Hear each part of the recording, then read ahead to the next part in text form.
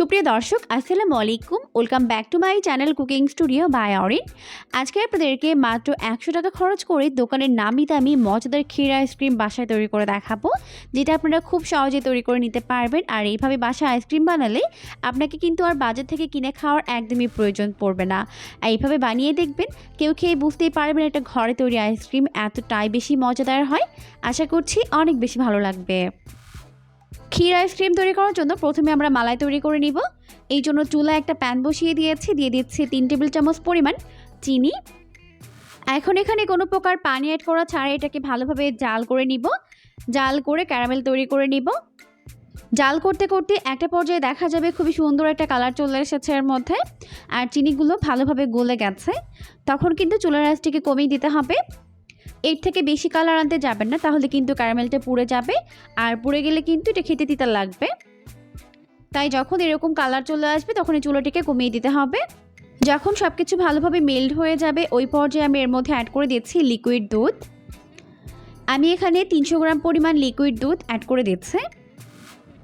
তবে আপনারা কিন্তু চাইলে এখানে গুঁড়া দুধ পানিতে গুলে সেটাকেও ব্যবহার করতে পারবেন। এখন এটাকে একত্রে ভালোভাবে জাল করে নিব, আর জাল করতে করতে কিন্তু এগুলো সব কিছু গলে একত্রে মিশে যাবে, আর দুধটা অনেকটা ঘন হয়ে যাবে।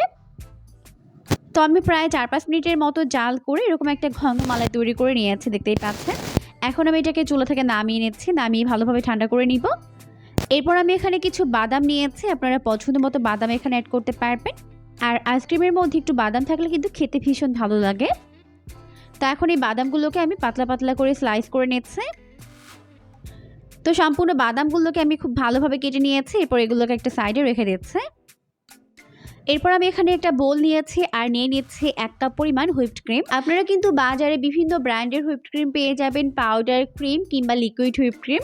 আপনারা আপনাদের পছন্দ মতো হুইপড ক্রিম এখানে ব্যবহার করতে পারবেন। এখন একটি হ্যান্ড হুইস্ক দিয়ে এটাকে খুব ভালোভাবে বিট করে নিচ্ছে।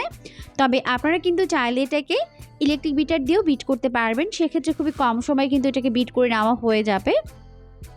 তো বিট করতে করতে যখন এটা এরকম ক্রিমি হয়ে যাবে তখন আমি এর মধ্যে অ্যাড করে দিচ্ছি মালাই। আগে থেকে যেই মালাইটিকে তৈরি করে রেখেছিলাম ওটাকে অল্প অল্প করে দিব, আর ভালো করে মিশিয়ে নিব। আর অবশ্যই কিন্তু এই মালাইটিকে ঠান্ডা করে ব্যবহার করতে হবে, না হলে কিন্তু হুইপড ক্রিমগুলো গলে যাবে। এখন বাকিটা দিয়ে দিচ্ছে। এরপর আবারও খুব ভালো করে হ্যান্ড হুইস্কের সাহায্যে এটাকে মিশিয়ে নিচ্ছে। একটু সময় নিয়ে আমি এটাকে খুব ভালো করে মিশিয়ে নিয়েছি। এখন কিন্তু আমাদের ক্ষীর আইসক্রিমের জন্য এই ব্যাটারটি পারফেক্টভাবে রেডি হয়ে গেছে। আইসক্রিমটিকে এখন আমি ফ্রিজে রেখে জমিয়ে নিব, তাই এখানে একটি প্লাস্টিকের বোল নিয়েছে। এখন এর মধ্যে আমি এটাকে দিয়ে দিচ্ছি। তো সম্পূর্ণটা ঢেলে দেওয়ার পর এখন আমি এর উপর থেকে আগে থেকে কেটে নেওয়া বাদাম দিয়ে দিচ্ছি। এরপর আমি এর উপর থেকে দিয়ে দিচ্ছি কিশমিশ। একদম দোকানের লুক আনার জন্য আমি এখানে বাদাম এবং কিশমিশ ব্যবহার করেছি। আপনারা কিন্তু চাইলে এগুলোকে বাদ দিতে পারবেন। এখন ঢাকনা লাগিয়ে এটাকে আমি প্রায় 8 ঘন্টার মতো ডিপ ফ্রিজে রেখে সেট করে নিব। আর এরই মধ্যে কিন্তু আমাদের মালাই বা ক্ষীর আইসক্রিম একদম রেডি হয়ে যাবে। 8 ঘন্টা পর এটাকে আমি ফ্রিজ থেকে বের করে নিয়েছি, আর এখন কিন্তু আমাদের ক্ষীর আইসক্রিম একদম রেডি হয়ে গেছে। এই ক্ষীর আইসক্রিম খেতে যে কী পরিমাণ মজার হয় সেটা আপনারা একবার বাসায় তৈরি করলেই বুঝতে পারবেন। একবার তৈরি করে দেখবেন, বারবার তৈরি করার রিকোয়েস্ট আপনার কাছে আসতেই থাকবে।